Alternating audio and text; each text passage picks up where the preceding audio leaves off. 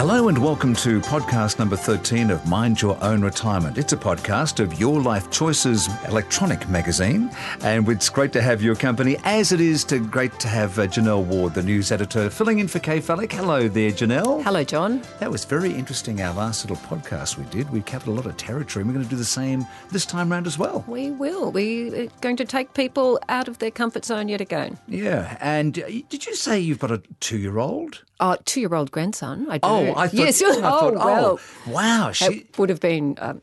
yes, grandson. And you have your little boy who you take to the library every Friday. Isn't that wonderful? Yes. We must get somebody from a library on the line. Because that would be a good idea. When I'm working at, say, on 3AW overnight, which Kay has been on quite a few times, people ring up and say, I don't know how to use a computer, or I don't know what to do that, or I just don't get a chance to go out. I always refer them to the library because there's such a great resource. Oh, it is a great resource. And the librarians and the people there, they're there to help and they're to there serve. because they love it. They do, yeah. It's a lifestyle choice as much as anything. And from 2-year-old grandchildren to grandparents and everyone in between, there's something there for everybody at your local library. There is.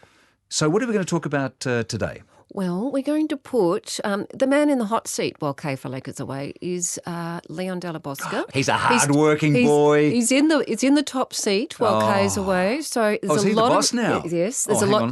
Handle him gently. Yes, I will. There's a lot of responsibility with that role. Yeah. He cracks the whip fiercely when she's away. That'd be right too. And Leon is on the line now. Hello, Leon. Hey, John. How are you? I didn't realise you were the big kahuna now. I take back everything I've said. Technically, I'm always the big kahuna. There you go. There you go. So what do you bring to Mind Your Own Retirement today, my friend? Today, we're going to talk about an interesting study that's just been released about a common medicine that we all take. We think nothing of taking it. I mean, the first thing you do when you have a headache is you take this medicine. Of course, I'm talking about paracetamol. You might be taking a few of these while Kay's away, are you? More like Xanax. No, no, I'm not taking anything. I just drink my coffee and that does enough for me. So what's the boogeyman in paracetamol?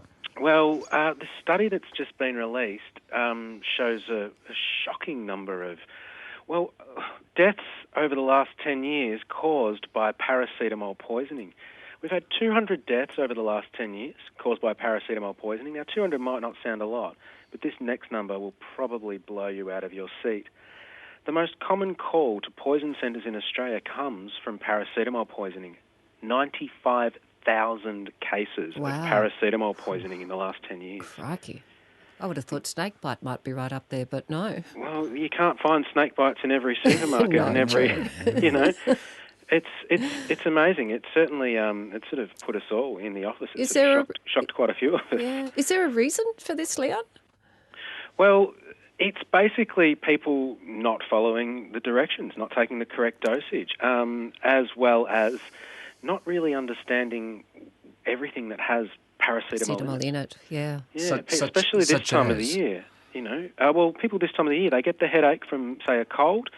They'll pop down the two Panadol or the Herons or whatever they're taking with paracetamol in it.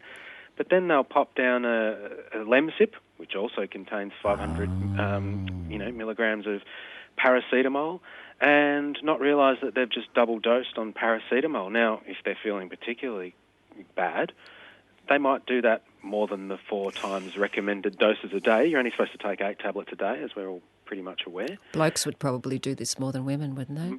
A lot, yeah. And, it's probably people who have got a lot on will sort of try and push through, and so they'll think, look, it's only paracetamol, I'll take a little bit more. But it can do some serious damage to you without you really even knowing that it's doing it. I mean, we all think paracetamol is quite harmless, but is it kidneys it's attacking? Is it kidneys or...? It's mainly the liver. So what it does is it overwhelms the body's ability. If you take too much of it, it messes with the body's ability to process it, and it causes toxic product which binds to your liver cells and then causes your liver cells to die. So, am I going to get am I going to get some warning signs before I get to that point of my liver being damaged? Paracetamol poisoning symptoms, the main ones would be sort of nausea, vomiting and stomach pain, but that can be masked by the sickness that you have. You might think, I just feel nauseous, I might feel sick, I'll take more paracetamol. There are some other sort of symptoms which are, if you've got the poisoning, you'll feel up on the top sort of right-hand side of your stomach, well, where your liver is. That might sort of start to become a little bit painful. Other signs might include yellowish skin. You might sort of become a little bit confused. You might also sort of feel maybe a little bit dizzy or a little bit sort of faint-headed because of low blood sugar. But again, apart from the yellow skin, a lot of those other symptoms can be masked by the sickness that you're taking the paracetamol to deal with. So the secret is it read the directions on the back of the packet? Those directions are there for a reason. Yeah. Read the directions, but just take care to note if you're taking other medications that there is no paracetamol in it. It's pretty safe to take with other drugs and other medicines. There is one that it it's known to interact with, and it's basically it's called it's an antifungal drug. So if you're not taking something to deal with skin or some sort of rash or something like that, then you're pretty safe. It is safe. They keep saying if you can take it with other drugs. If you miss a dose on your sort of take every 4 hours regime, don't double dose the next time. That's pretty much it. Follow the directions. So, and maybe if in doubt, go talk to your pharmacist. Always. I found them. Can I do the speak to your healthcare professional? That's it. You've done that before, John. Leon, thanks for so much for your time. Thanks for having me. Bye-bye. Thanks, now. Leon. Goodbye. Leon, is there anything that man does not do at the office? He's he's the does photographer. everything. Thank gosh he's not listening now. Leon. No, he's gone. But what else do you do, Leon? You're a photographer? He's jack of all trades, John. Brilliant idea. Yeah, and he's still listening because he's the boss while the boss is away. We could probably all go and just leave him there. Yeah, well, I think we should, and we should head up to the Barrier Reef next on this very special Casey. podcast. Great to have your company. From your Life Choices magazine, Janelle Ward on Mind Your Own Retirement. Well, after that rather deep talk about pharmaceutical products and paracetamol, let's go for a holiday. And the last time, episode 12 of this wonderful podcast of ours, we talked about the Shangri-La Hotel up in Cairns. And I believe we're still up there, Janelle Ward. We are. We're very lucky to still be there. It's still 28 degrees. Every day is 28 degrees. I want to go to the reef. Well, from the Shangri-La, you just need to walk about, what is it, Casey, 150 metres down to your beautiful boat? Oh, yeah, if that. Pretty lucky, huh? Yeah. Casey is the, what are you, the director? Are you the boss? Are you the diver? What are you? Oh, I would love to say I'm all of the above, but I haven't got enough time in the day. No, I'm sales and marketing for Down Under Cruise and Dive. Fantastic. And whereabouts do you operate from? So we operate from the Marlin Marina in Cairns. And that's just near the Shangri-La? Yes, just near the Shangri-La, just across the way. You could probably throw a stick. Yeah. And what kind of craft do you have that goes out to the reef? We are the only company in Cairns that charter a super yacht to the reef. Very beautiful. Her name is Evolution. She is beautiful. I've been on the Evolution and she moves. Like I'm led to believe that a lot of vehicles going out to the reef might take 2 hours, but the Evolution motors along and in quick time. We were out at the reef, Casey, in, was it 1 hour and 20 minutes? Yeah, about that, 1 hour and 20. It really depends on the weather of the day. So we usually hum along at about 1.5 hours out to the reef. And she's a smooth ride. It's nice. It's enjoyable. Lovely. It's comfortable, yeah. Casey, on the subject of the reef, now we hear multiple news reports that the reef is dying, there's coral bleaching, there's this and there's that. What is the reality? Like, is the reef, what would your view be? Do we still go out to the reef and have a look, or is it all a little bit doom and gloom? Look, many people have many different opinions. I can tell you, Janelle, that as for the coral bleaching events that you may be referring to, we actually had beautiful clear skies with little cloud cover for the most part of our summer periods in 2016 and 17, which actually hasn't happened since 1986, believe it or not. So, usually our summer is a monsoon or the rainy season, which meant that as tour operators and reef enthusiasts, we had an absolute ball on the reef. Yeah. But the corals, on the other hand, were a little bit exposed to some extra heat, and that's how the bleaching cycle or the event happened, which is natural. It's a natural occurrence, and the reef is restoring itself as we speak, and it would like any other natural weather event, such as a cyclone, etc. How do you, as a tour operator, care for the reef? Because it's your livelihood to make sure that the reef, and it's to your advantage to make sure the reef is looked after. So how do you make sure you don't stress the reef? Oh, absolutely. The operators up here in Cairns always have the reef's best interest at the forefront of our minds and business, as it really is the heartbeat of our iconic region and a major part of an ancient ecosystem. So to keep things in perspective, I suppose the travel operators travel less than 1%. So we're only visiting less than 1% of the Great Barrier Reef and contribute to 50% of the funding for GRUMPA, or as better known, the Great Barrier Reef Marine Park Authority, which means, I suppose, by the end of 2020, just our company alone will contribute over $350,000 in funding, and then the total Cairns contribution should sit around $15 million per year. Wow, so it really helps to protect our little part of the world. Of the reef. Casey, I know on the trip I went on, you had a marine biologist on board, and that was Phil, I believe. Our amazing Phil, we love him, yeah. Well, he almost sort of, to his credit, sort of sat us down and gave us a lecture as to what, and, don't touch this and don't walk on the coral, or don't touch the coral. It was a great education that we got from Phil in terms of how to look after the reef. And obviously you guys, and not just your company, but all the other companies that go out to the reef, almost act like watchdogs in terms of safeguarding the reef from, from silly people who might perhaps be doing, things that they shouldn't be doing. Absolutely, absolutely. So we're very, very cautious and conscious of people. A lot of people, it's their bucket list item. It's amazing, and you may only do it once in a lifetime. It's an amazing experience, and we certainly don't want to harass the environment around us.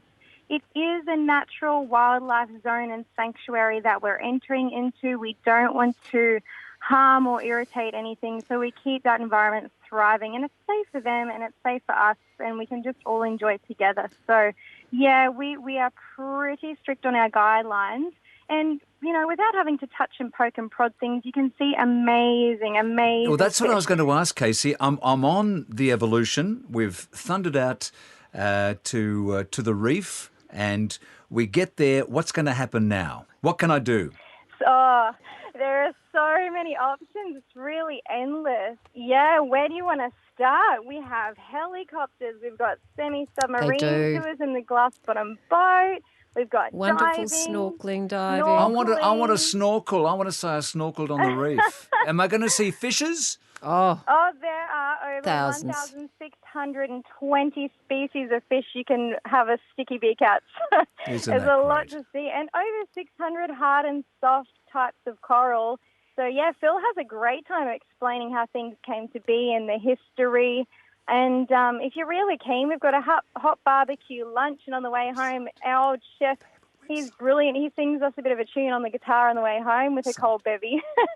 One of the other great things, Casey, was anyone who's not as fit as they might have been with the ledge, that you can just ease your bottom down and just gently get in the water. You don't have to go down a ladder or anything like that. Great. It is great for because a lot of the folks people who are listening to this mightn't want to go diving off, but would like to still experience it. Right. So it's almost catering for so many different audiences, because the levels on the boat, we've got a diving level for certified and intro divers. So if you're nervous and you want to tick that bucket list experience of diving off, what better place to do it? And you're all in together. So you sit in that level, and then the families have a different level. They're interested in the snorkeling and the buffet and the leisure.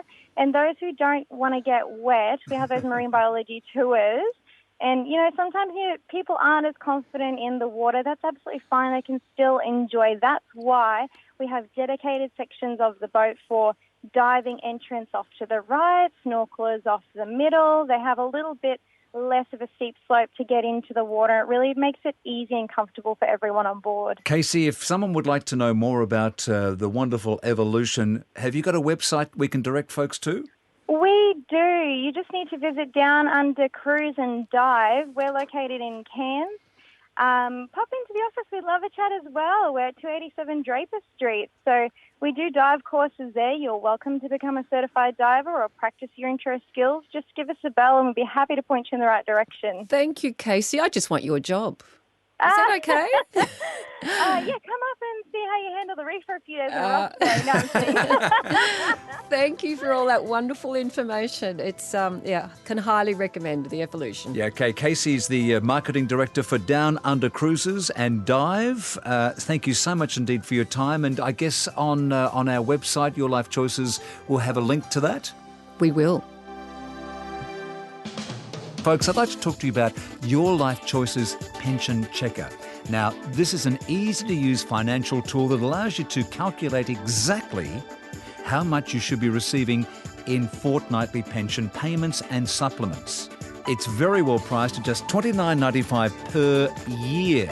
Visit pensionchecker.com.au and make today the day you take control of your income with Your Life Choices Pension Checker. The podcast of Your Life Choices is Mind Your Own Retirement. Janelle Ward is the news editor. Well, not very happy to be leaving the beautiful area up there in Queensland on the Great Barrier Reef, but we have to talk about money. Money is a very important commodity, particularly for our older Australians. Absolutely, because you can't do all those things unless you've got money. And Chris Breakey is the person from StockSpot who knows a lot about it, and he's on the line right now. Chris, hello. Hello, John. Chris, StockSpot puts out an annual report called, I love the naming of this, the Fat Cat Funds Report. Can you tell us about that? And you've just had a report released this week. Yeah, that's right. So, the Fat Cat Funds Report is a research report I actually started back in 2013. And, you mentioned the name. I think the reason I originally called it the Fat Cat Funds Report is because, as you and your listeners would know, super isn't the most exciting topic for most people. And so to actually get people to pay attention and listen, having an interesting, catchy name, I thought was a good way of doing it. Catches our attention. It may not be an exciting topic, but it's a particularly important topic. Oh, absolutely. And people, I think, underestimate how important. And that's exactly what we're trying to explain to people in this research, that making a few small changes to how your super is invested can have an enormous impact on how much money you'll have in retirement and therefore how long you'll have to work and the sort of lifestyle you'll be able to enjoy as well. And Chris, along with health, the amount of funds one has is probably the most important factor on the minds of everyone who's a contributor and a participant in Mind Your Own Retirement. Well, absolutely. It's related to health as well. If you've got more savings, you can afford to have better health. That's true. It's very true indeed. So, Chris, you have found from the Fat Cat Funds report that there are certain funds who charge more fees than other funds. And do you name names? Well, that's right. So every year we look at all of the big super funds in Australia. So this year we looked at over 600 different options, and we look at the big popular ones that a lot of people are in, and they usually are invested in lots of different things. They're known as multiple asset funds. And what we've found every year, actually, the 7 times we've done this research, is that funds that charge higher fees end up giving their members worse returns. It's probably one of the few times in your life where actually the more you pay, the less you get. Wow. So do I read your report to find out whether my fund is a fat cat or a fit cat? Well, we name in the fund the very best and the very worst funds. So it's possible you'll find your fund in that list. We name the 40 funds that have done the best and the 40 that have performed the most terribly. However, we also in the report share a few tips that people can consider when selecting a fund or looking at their own fund. And we've basically pulled out the couple of factors that make the most difference to the funds that perform well and poorly. So even if you don't find your own fund in there, you can apply these rules to work out if you're in a good fund or not. I'm 63. I've got super somewhere and I don't really know where it is I do know where it is, but I haven't shown a lot of interest in my super fund. Is it too late for me to take note from your report and from your guidance? Well, it's never too late to make a difference. I mean, every dollar you save this year will still be a dollar that you can spend in retirement. So, and I think the important point for people that are a bit closer to retirement is that in a world now where returns are quite low, it's hard, obviously, to get a good return in the bank or in term deposits. Indeed. And it's the same with your super. A lot of the more conservative options that people have invested in with their super, if they're closer to retirement, aren't giving a good return, which means that the fees you pay are even more important than they've ever been before. So if you're only earning 6% per year, let's say, in your super, and paying 2% of that away in fees, you're actually losing a third of your return. Wow. And if you can reduce that to 1% or less, that's a lot more money that will stay in your account and will be building up. So I don't want to share. Absolutely not too late. Yeah, I don't want to share. I want my money for me, not to go down the gurgler in fees. Well, yeah, I don't think anyone really wants their super to be funding the lifestyles of these fat cap fund managers. And I think that's the point, is that super has really funded an enormous industry in Australia of fund managers who live very well and they don't need to worry about their retirement. And unfortunately, this has come at the expense of a lot of people who are suffering. And really, if their money was invested in a better way, in lower cost options, they could have been a lot better off. So, Chris, where can our members get some more information about your report? Members can go to the StockSpot website, which is just stockspot.com.au, and you can find the Fat Cat Funds report there, which is our super research. And there's a range of topics. We talk about how to pick a good fund in your 40s and 50s, and then how to pick a good fund in your 60s. And so we've got a range of different topics that explain the best way to find a good fund, but also what the best and worst funds have been. That sounds like something I should definitely go to. John? Chris, thank you so much for giving up your time. Oh, my pleasure.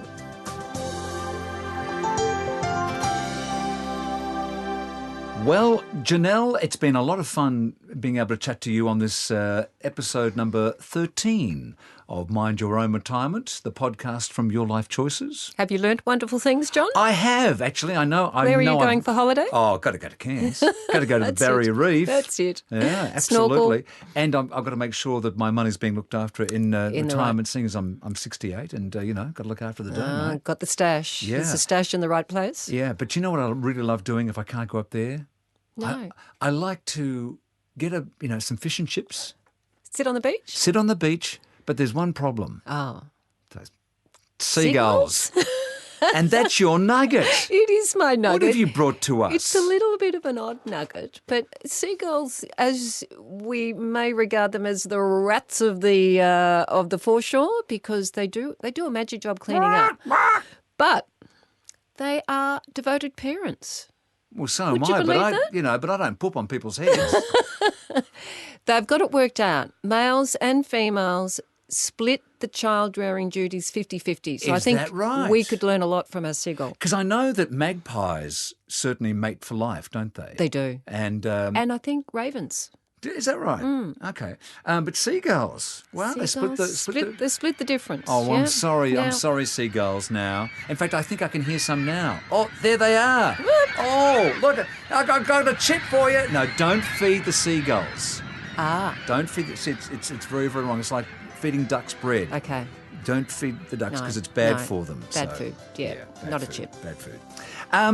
We're going to see you again next time, which I'm very excited about. I'm excited Kay about that Fallick is away somewhere. Well, if she's parts unknown. If she's going to stay away that long, she'd better watch her patch. She better watch her patch. Or with Leon back in the office looking after stuff. Because you know she's listening to this. So we better be very, very careful, because you can listen to this podcast anywhere of Mind Your Own Retirement. We'll see you next time. Thank you, John. Janelle Ward, the news editor from Your Life Choices. Give the plug again for the website. yourlifechoices.com.au. See you next time on Mind Your Own Retirement.